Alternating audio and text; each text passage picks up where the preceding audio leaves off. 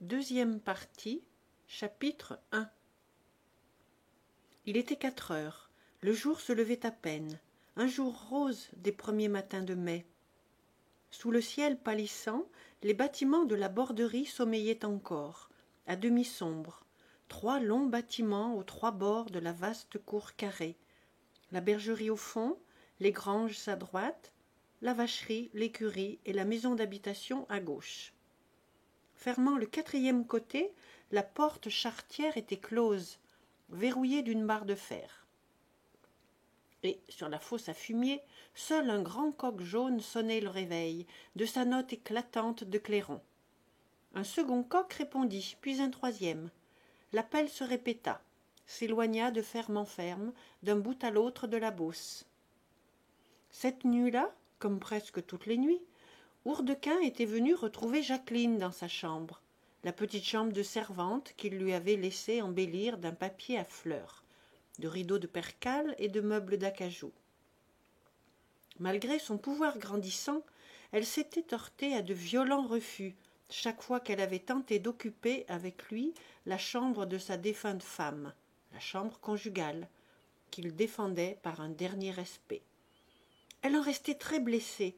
Elle comprenait bien qu'elle ne serait pas la vraie maîtresse, tant qu'elle ne coucherait pas dans le vieux lit de chêne, drapé de cotonnade rouge. Au petit jour, Jacqueline s'éveilla, et elle demeurait sur le dos, les paupières grandes ouvertes, tandis que près d'elle, le fermier ronflait encore. Ses yeux noirs rêvaient dans cette chaleur excitante du lit. Un frisson gonfla sa nudité de jolie fille mince. Pourtant elle hésitait. Puis elle se décida, enjamba doucement son maître, la chemise retroussée, si légère et si souple qu'il ne la sentit point. Et sans bruit, les mains fiévreuses de son brusque désir, elle passa un jupon. Mais elle heurta une chaise, il ouvrit les yeux à son tour. « Tiens, tu t'habilles, où vas-tu ?»« J'ai peur pour le pain, je vais voir. » Hourdequin se rendormit, bégayant, étonné du prétexte, la tête en sourd travail dans l'accablement du sommeil. Quelle drôle d'idée! Le pain n'avait pas besoin d'elle à cette heure. Et il se réveilla en sursaut, sous la pointe aiguë d'un soupçon. Ne la voyant plus là, étourdi, il promenait son regard vague autour de cette chambre de bonne, où étaient ses pantoufles, sa pipe, son rasoir.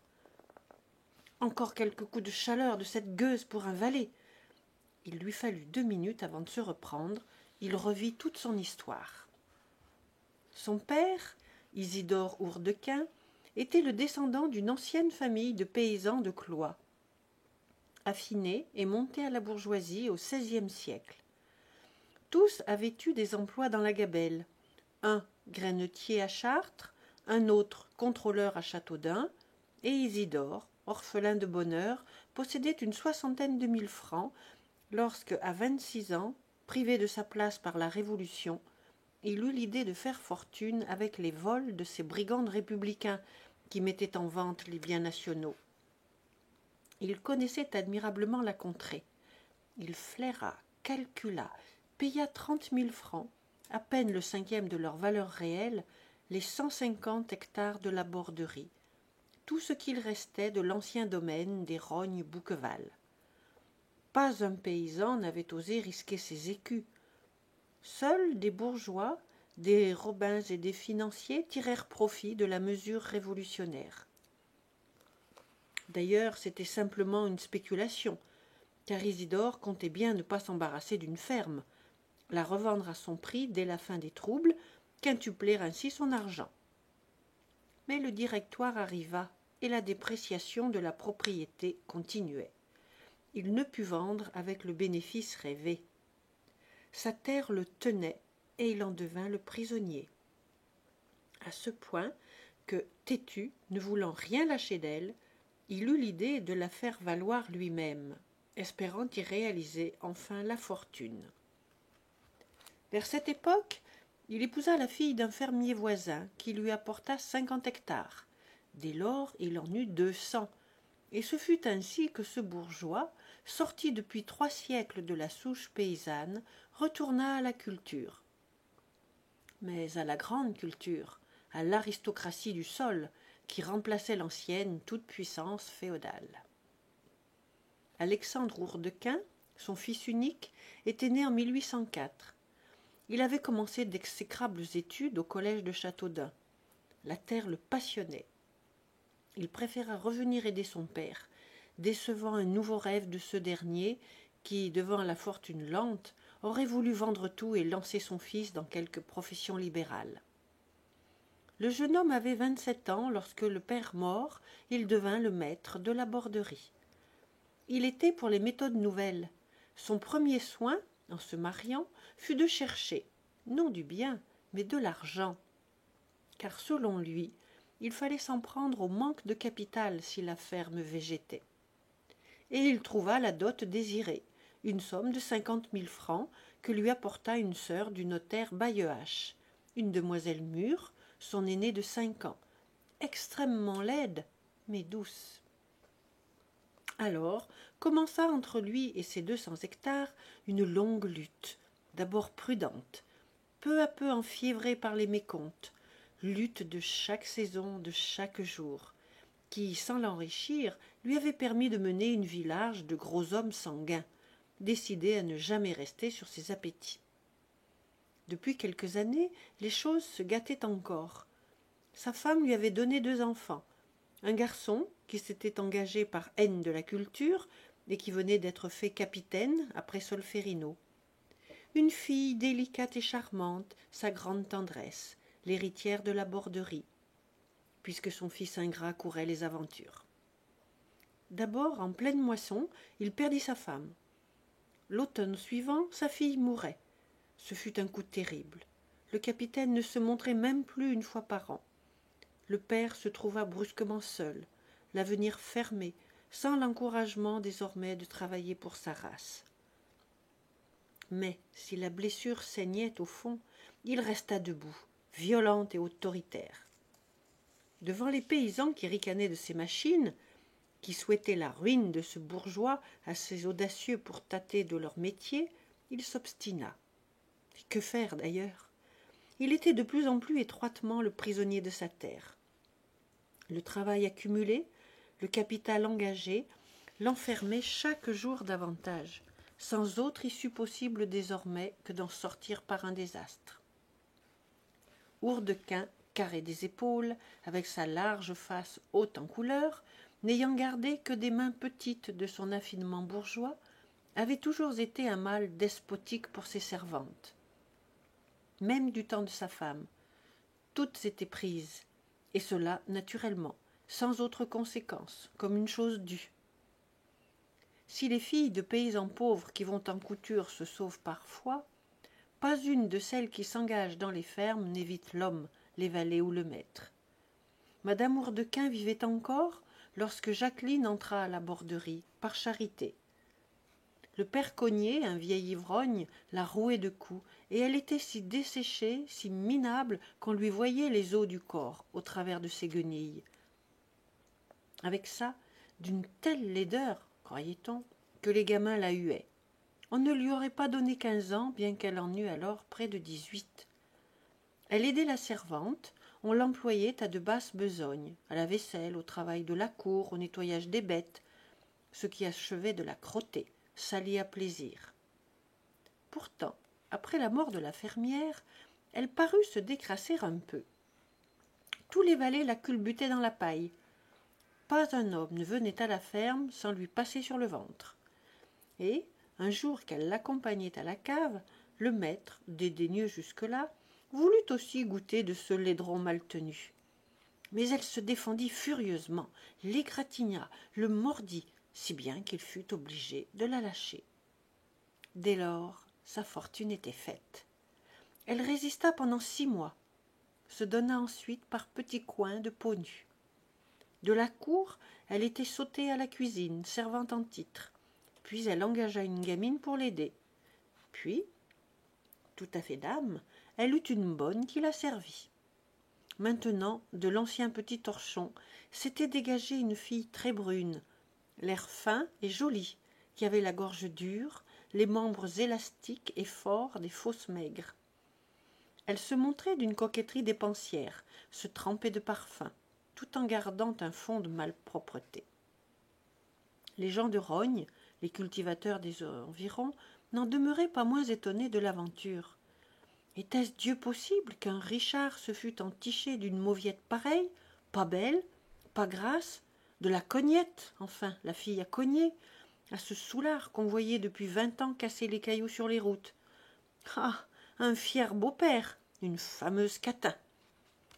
Et les paysans ne comprenaient même pas que cette catin était leur vengeance, la revanche du village contre la ferme, du misérable ouvrier de la glèbe contre le bourgeois enrichi, devenu gros propriétaire.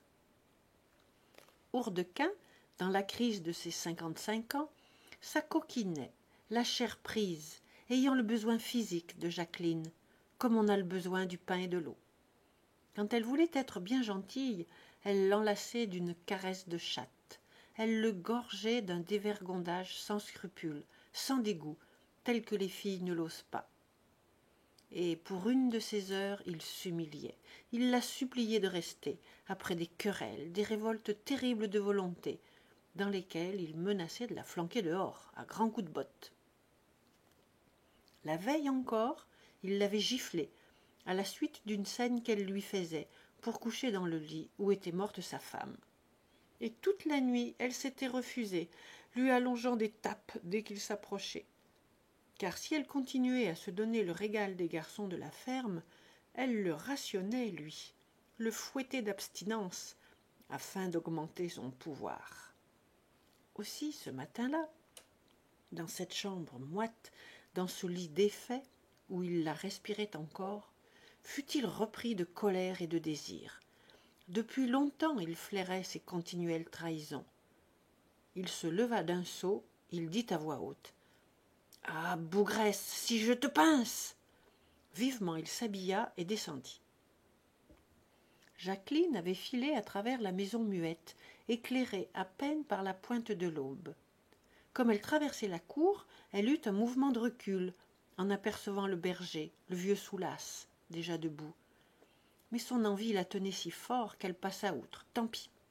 Elle évita l'écurie de 15 chevaux où couchaient 4 des charretiers de la ferme, alla au fond, dans la soupente, qui servait de lit à Jean.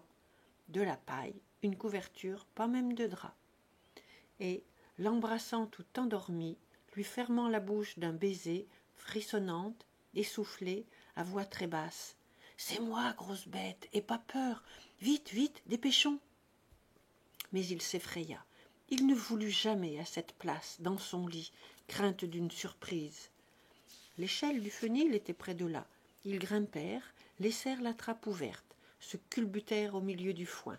« Oh, grosse bête !» répétait Jacqueline pâmée, avec son roucoulement de gorge qui semblait lui monter des flancs. Il y avait près de 2 ans que Jean Macquart se trouvait à la ferme. En sortant du service, il était tombé à Bazoches-le-Doyen avec un camarade, menuisier comme lui, et il avait repris du travail chez le père de ce dernier, petit entrepreneur de village qui occupait 2 ou 3 ouvriers. Mais il ne se sentait plus le cœur à la besogne. Les 7 années de service l'avaient rouillé, dévoyé, dégoûté de la scie et du rabot, à ce point qu'il semblait un autre homme. Jadis, à Plassans, il tapait dur sur le bois, sans facilité pour apprendre, sachant tout juste lire, écrire et compter. Très réfléchi pourtant, très laborieux, ayant la volonté de se créer une situation indépendante en dehors de sa terrible famille.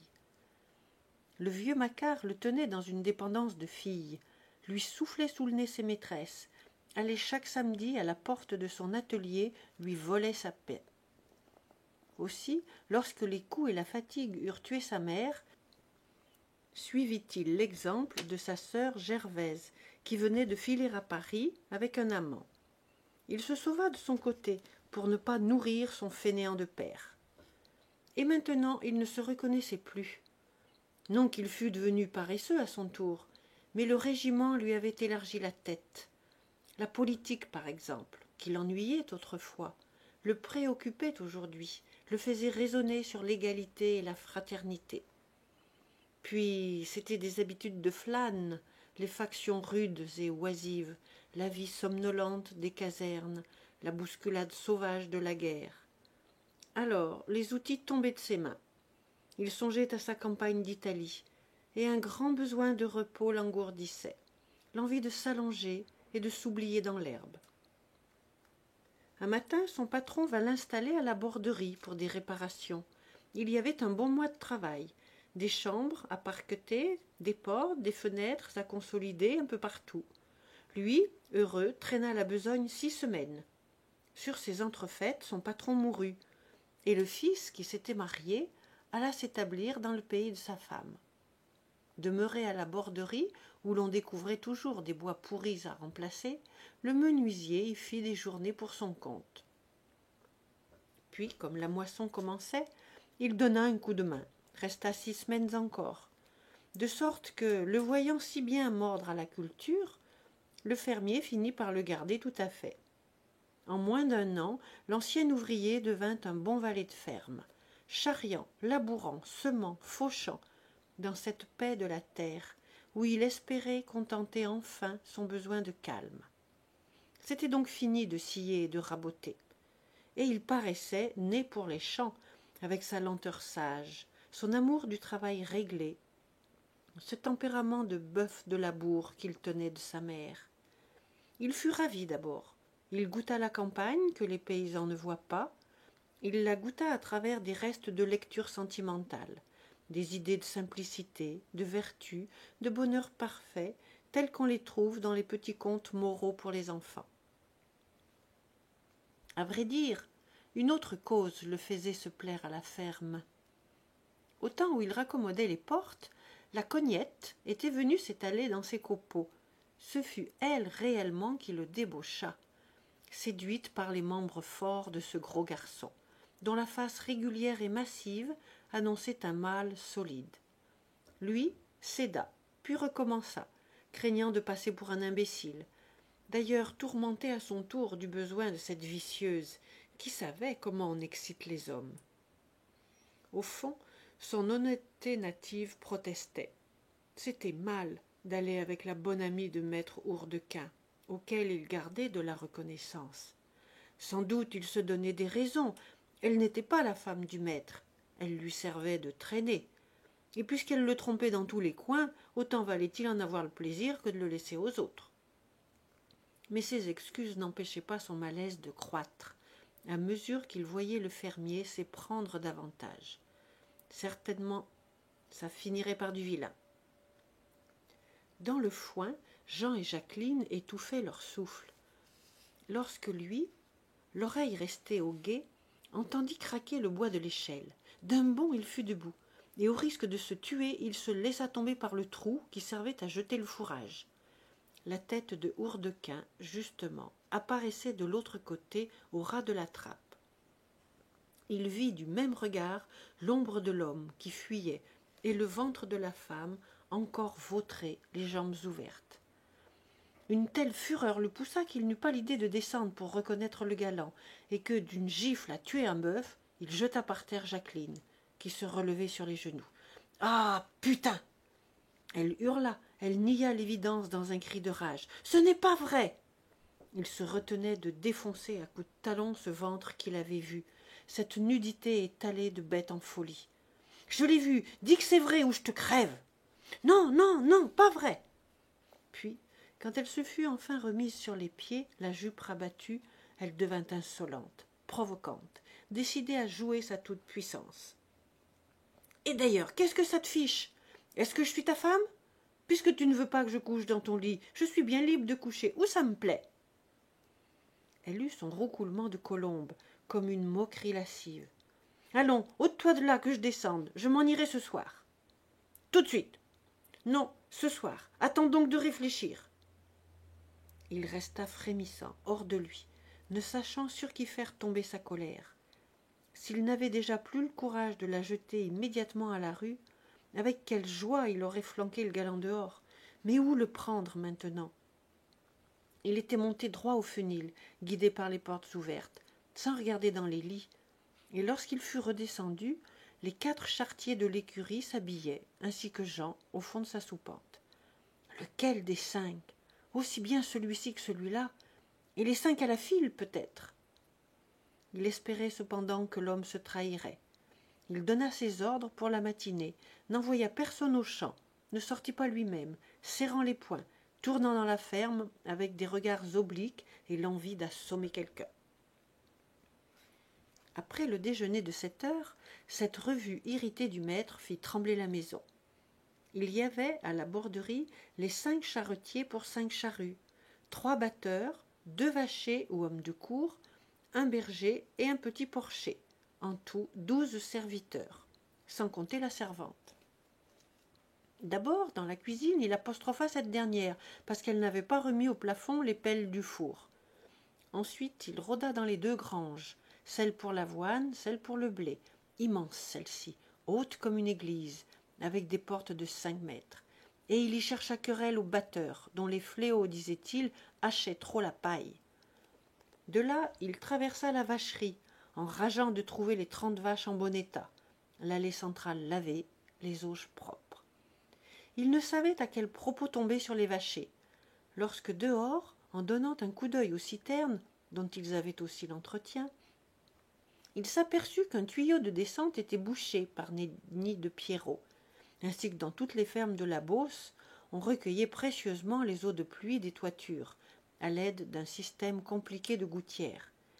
Et il demanda brutalement si l'on allait laisser les moineaux le faire crever de soif. Mais ce fut enfin sur les charretiers que l'orage éclata. Bien que les 15 chevaux de l'écurie eussent de la litière fraîche, il commença par crier que c'était dégoûtant de les abandonner dans une pourriture pareille. Puis, honteux de son injustice, exaspéré davantage, comme il visitait aux 4 coins des bâtiments les 4 hangars où l'on serrait les outils, il fut ravi de voir une charrue dont les mancherons étaient brisés. Alors il tempêta. Est-ce que ces 5 bougres s'amusaient exprès à casser son matériel? Il leur foutrait leur compte à tous les 5, oui, à tous les 5, pour ne pas faire de jaloux. Pendant qu'il les injuriait, ses yeux de flamme fouillaient leur peau, attendaient une pâleur, un frisson qui dénonça le traître. Aucun ne bougea, et il les quitta avec un grand geste désolé. En terminant son inspection par la bergerie, Hourdequin eut l'idée d'interroger le berger Soulas. Ce vieux de 65 ans était à la ferme depuis un demi-siècle, et il n'y avait rien amassé, mangé par sa femme, ivrognait ses catins, qu'il venait enfin d'avoir la joie de porter en terre.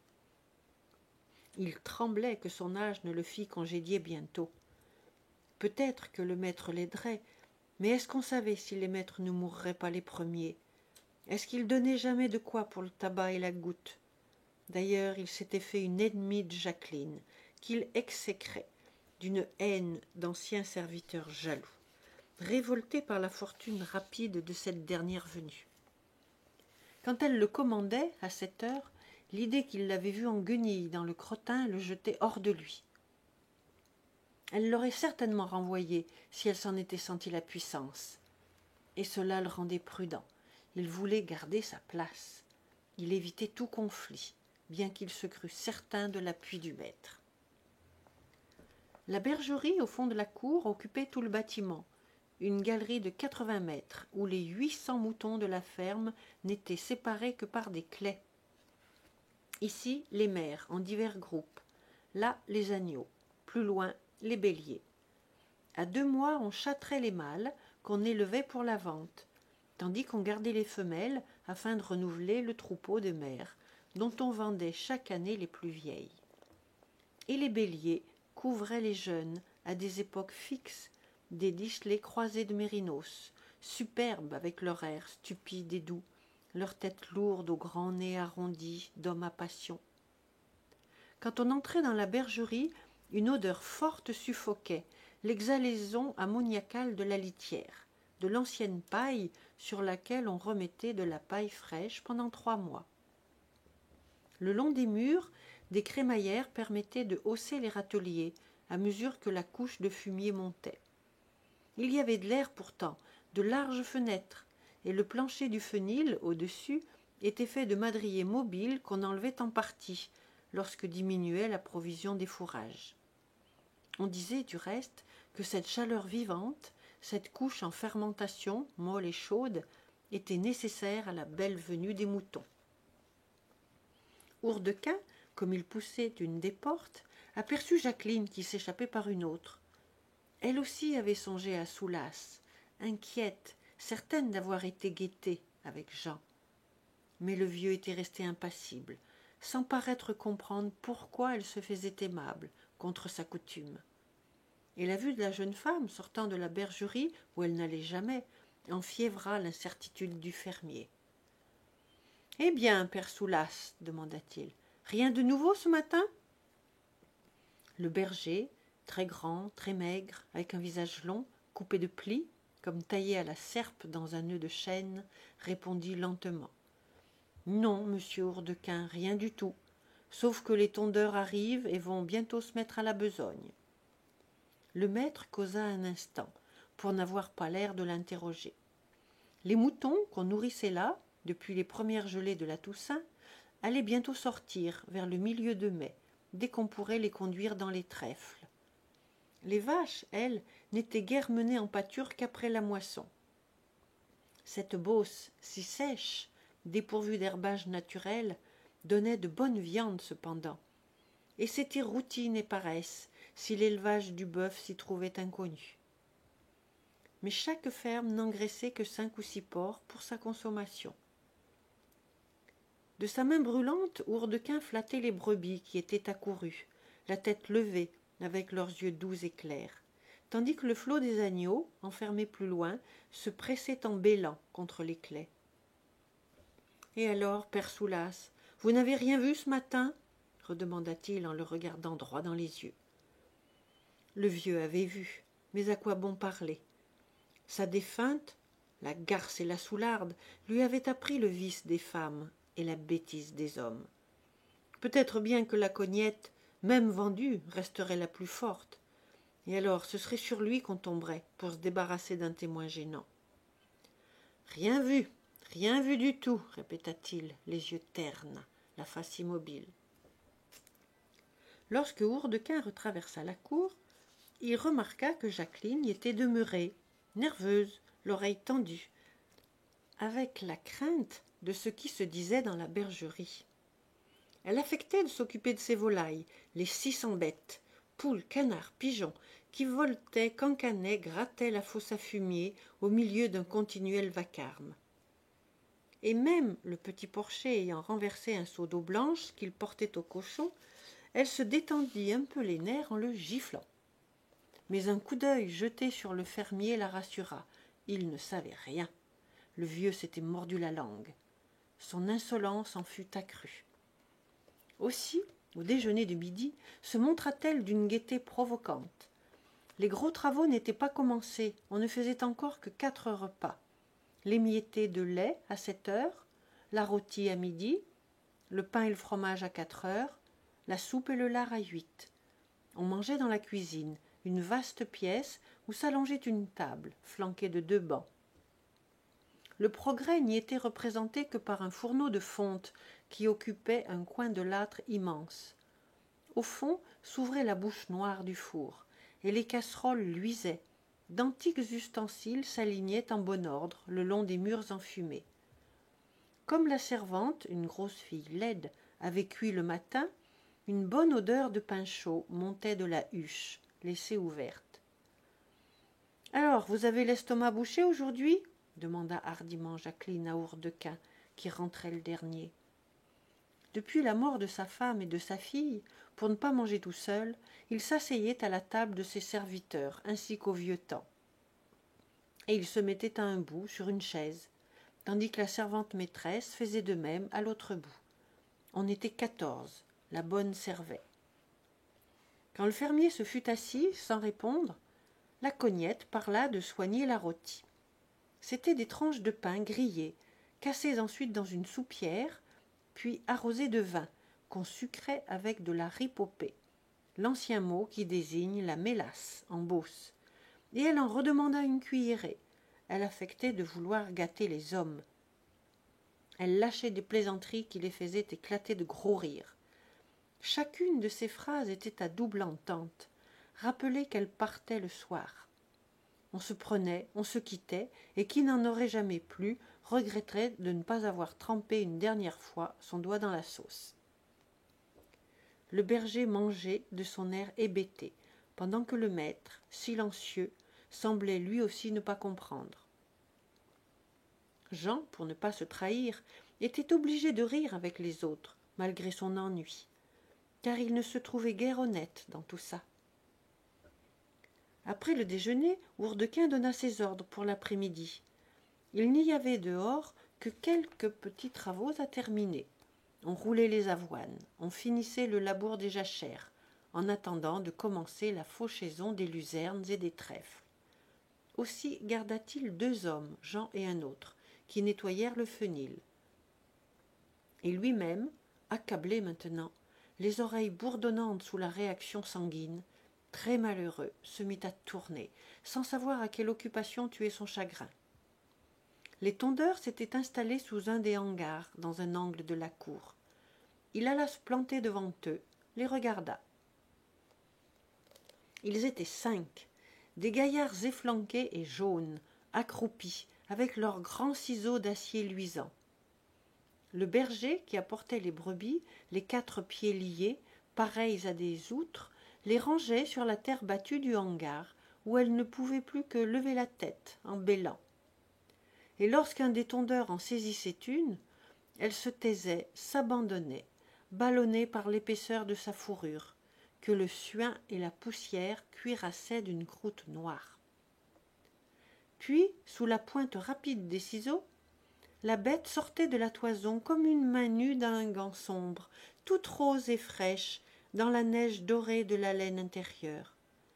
Serrée entre les genoux d'un grand sec, une mère, posée sur le dos, les cuisses écartées, la tête relevée et droite, étalait son ventre, qui avait la blancheur cachée, la peau frissonnante d'une personne qu'on déshabille.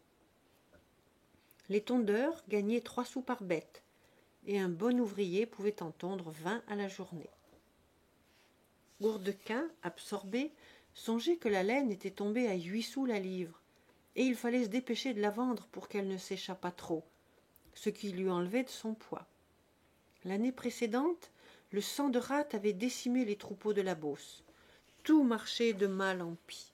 C'était la ruine, la faillite de la terre, depuis que la baisse des grains s'accentuait de mois en mois.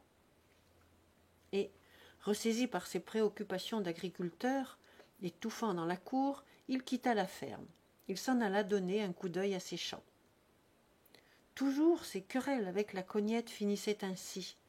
Après avoir tempêté et serré les poings, il cédait la place, oppressé d'une souffrance que soulageait seule la vue de son blé et de ses avoines, roulant leur verdure à l'infini. Ah, cette terre, comme il avait fini par l'aimer, et d'une passion où il n'entrait pas que l'âpre avarice du paysan, d'une passion sentimentale, intellectuelle presque, car il la sentait la mère commune qui lui avait donné sa vie, sa substance, et où il retournerait. D'abord, tout jeune, élevé en elle, sa haine du collège, son désir de brûler ses livres, n'était venu que de son habitude de la liberté, des belles galopades à travers les labours, des griseries de grand air aux 4 vents de la plaine. Plus tard, quand il avait succédé à son père, il l'avait aimé en amoureux. Son amour s'était mûri, comme s'il l'eût prise dès lors en légitime mariage, pour la féconder. Et cette tendresse ne faisait que grandir, à mesure qu'il lui donnait son temps, son argent, sa vie entière, ainsi qu'à une femme, bonne et fertile, dont il excusait les caprices, même les trahisons. Il s'emportait bien des fois lorsqu'elle se montrait mauvaise. Lorsque, trop sèche ou trop humide, elle mangeait les semences, sans rendre des moissons. Puis il doutait, il en arrivait à s'accuser de mal impuissant ou maladroit.